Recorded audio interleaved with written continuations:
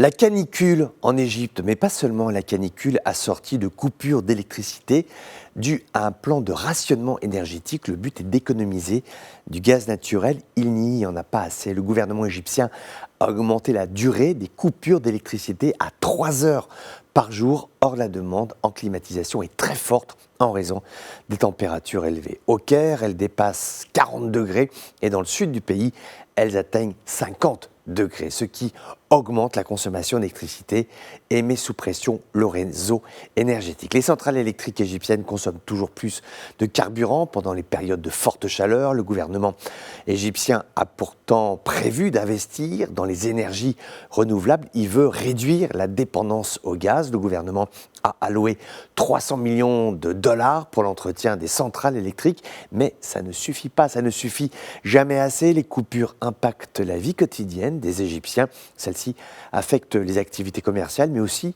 les services de santé.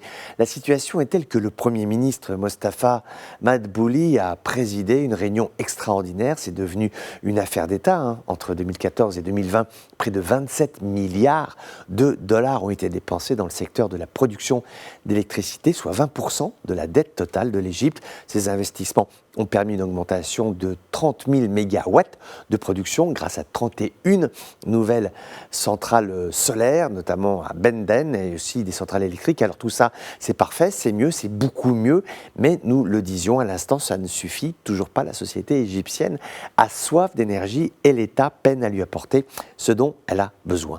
Le président Al-Sisi a ordonné au gouvernement de prendre des mesures immédiates. Le gouvernement espérait que le pays serait autosuffisant en gaz et en produits pétroliers d'ici 2023, nous sommes en 2024, il y a une pénurie de gaz de 30% et l'Égypte importe entre 25 et 30% de son diesel. Donc il y a un vrai problème de planification, un problème d'organisation, un problème de gestion de ressources qui n'est pas prêt de s'arrêter.